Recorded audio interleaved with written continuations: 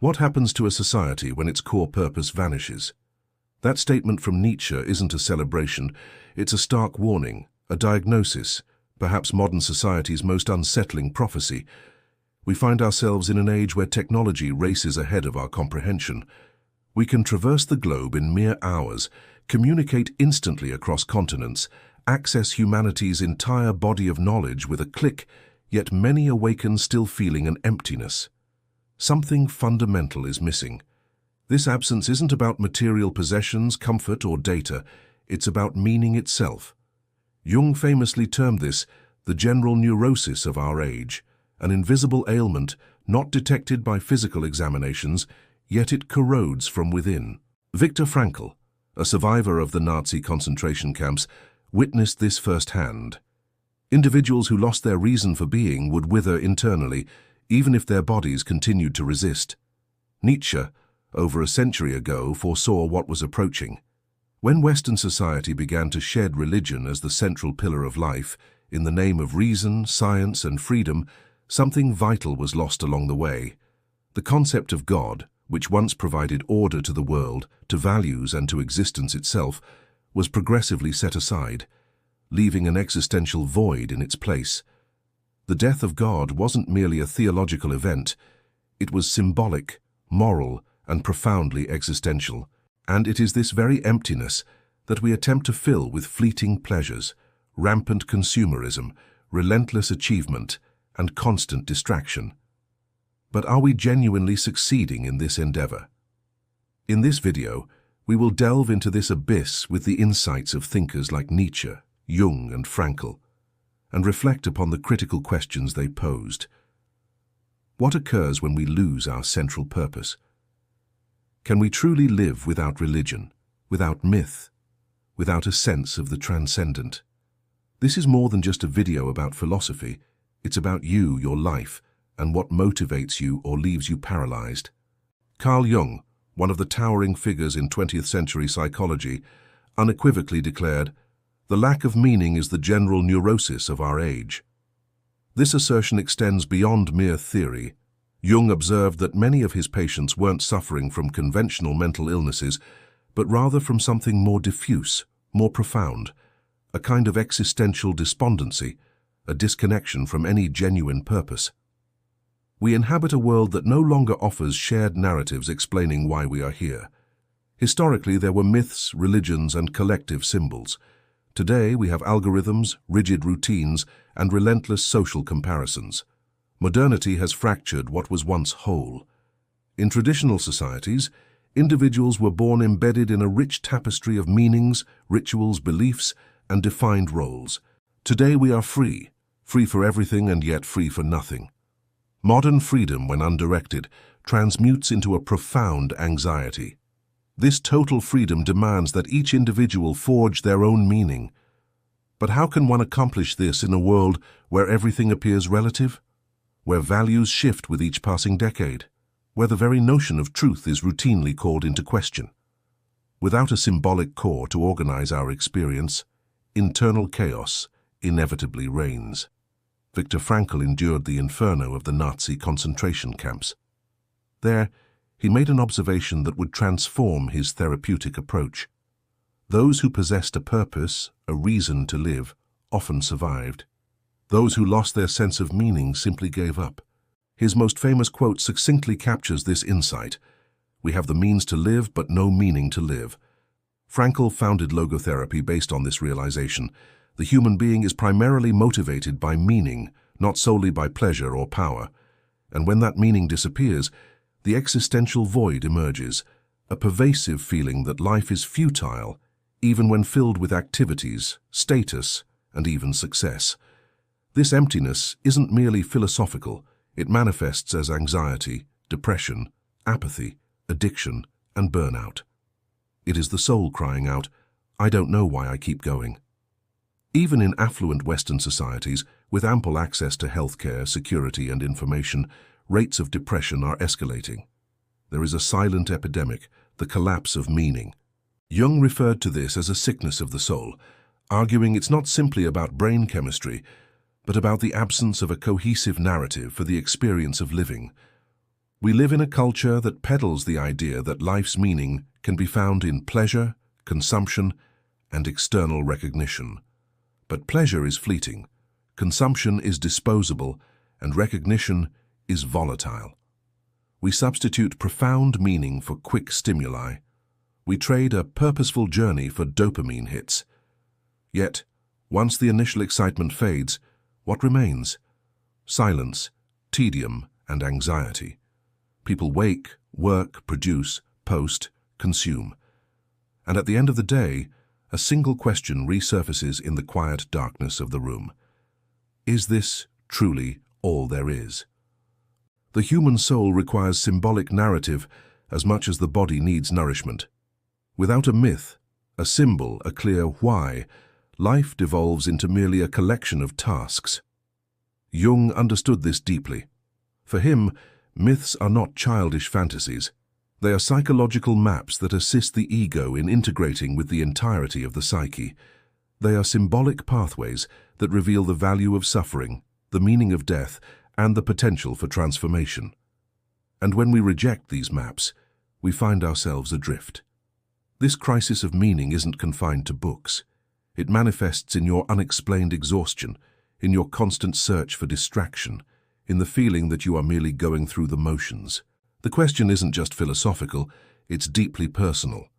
Do you know why you get up every day? What is your why? This is the landscape of our era: freedom without direction, progress. A life adrift without purpose, devoid of myth. And it is onto this precarious ground that the most radical diagnosis of all steps in: the death of God. Few phrases in the history of philosophy have reverberated with such impact, but to grasp its essence, we must look beyond its surface. Nietzsche didn't merely deny God's existence, he proclaimed a profound shift in the spirit of the age, one that we are still grappling with today. With the advance of science, the Enlightenment and modernity, the world steadily shed its religious enchantment. What once was explained by deities now found explanations in physics, biology, and reason. Religion, which for centuries provided the framework for life's meaning, morality, time, and death, was gradually pushed to the periphery. It was no longer needed to explain thunder, illness, or the universe's origin. But Nietzsche understood something few others did. When God dies, it's not just a belief that vanishes, but an entire structure of meaning that collapses. Nietzsche did not celebrate this demise. He feared its ramifications. In his portrayal of the madman announcing God's death, Nietzsche shows us a figure running through the squares of Salamanca, lantern in hand at high noon, desperately seeking God. Seeing no one stirred, he cries out, "How could we have done this? Who gave us the sponge to wipe away the entire horizon?" The metaphor is potent. Without God, the horizon disappears. We no longer know where we stand, where we're headed, or why we should continue. For centuries, religion was not just a belief. It was a moral, social, and psychological compass. It dictated right and wrong, structured communities, and taught how to endure suffering with dignity. Even those not deeply religious lived within that symbolic matrix. With God's death, that matrix shatters, and morality, once grounded in the sacred, becomes untethered, relative, negotiable. Nietzsche perceived the danger. Without a higher foundation, we either invent our own values or, worse, allow the marketplace of gran via, the state or ideology, to do it for us. Nietzsche also fiercely critiqued Christianity, not for being false, but for being, in his view, decadent. He accused it of promoting a slave morality, an ethics that glorifies weakness, suffering, submission, and resentment. Instead of exalting life, Christianity, he argued, taught its negation. Nietzsche envisioned the opposite, an affirmative, vital, courageous morality, a human being who creates values from within themselves, rather than through submission to an external commandment. But he knew this transition would not be smooth. Between the death of God and the birth of new values lies an abyss, and that abyss has a name: nihilism. Nihilism is the collapse of meaning. It's when belief in anything vanishes. No value is absolute, no why is sufficient. Everything appears futile, transient, relative. Nietzsche identified nihilism as modernity's greatest challenge. Without God, humanity risks losing its moral, existential, and spiritual bearings entirely. What has become of the meaning of the earth? He asks. It's as if by freeing himself from God, modern man has escaped the prison of the Inquisition, only to find himself lost in the Almeria desert, without a map, without direction, without any sense of his location. And most terrifyingly, Nietzsche accurately foresaw where this would lead us. Today we witness the erosion of traditional institutions, broken families, fragmented communities, fluid morality, politics transformed into religion, pleasure replacing purpose, appearance supplanting essence. When the sacred recedes, anything can fill the void. The local market, summer cinema entertainment, the state, the body, the ego, all become idols. Nietzsche saw this peril, and contrary to popular belief, didn't wish to destroy all values. He wanted us to forge new ones, to be capable of moving beyond mere negation. But that demands courage. Nietzsche doesn't offer an easy answer. He presents us with a mission. How can we live profoundly after the death of God? How can we affirm life without resorting to comforting illusions? It is into this scenario that the figure he most feared, and who perhaps best embodies the spirit of our age, emerges, the last man. When Nietzsche describes the last man in Thus Spoke Zarathustra, he isn't creating a villain. He's depicting the logical consequence of passive nihilism, the human being who, having lost life's greater meaning, chooses to content themselves with the bare minimum. The last man doesn't suffer, but he doesn't truly live either. Nietzsche paints a disturbing portrait, a being who shuns everything that demands effort, depth, or pain, who seeks comfort above all else, who despises grand ideals, great dangers, great sacrifices. He is the one who declares, "We have invented happiness," but that happiness is tepid, lacking transcendence. It's the contentment found on a sofa in Plaza Mayor, in a message notification, in pizza with a streaming series. The last man no longer believes in supreme values, in greater causes, in tragic or heroic destinies. He believes in security, in moderate pleasure, in a long and risk-free life. And most alarmingly, he blinks, meaning he views anything profound with irony, anything demanding commitment with sarcasm. Look around you and perhaps within yourself. We live in... This marks the age of the final human. The physical form has become a sanctuary, not in a sacred sense, but an aesthetic, competitive, shareable one. Pleasure has become routine, food, stimuli, screens, all constantly available. Yet, despite this abundance, the numbers of anxious, depressed, and suicidal individuals are rising. Why? Humanity was not created to exist solely on pleasure. We require purpose, not just comfort. Nietzsche was no ascetic.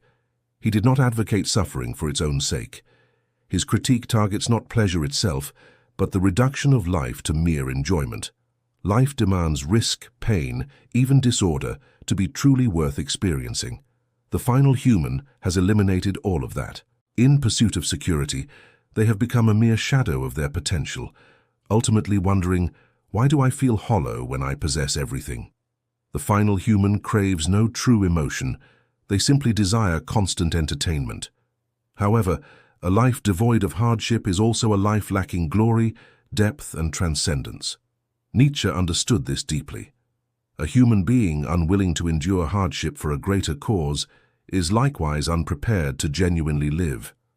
Nietzsche contrasts this final human with the Übermensch, the superhuman.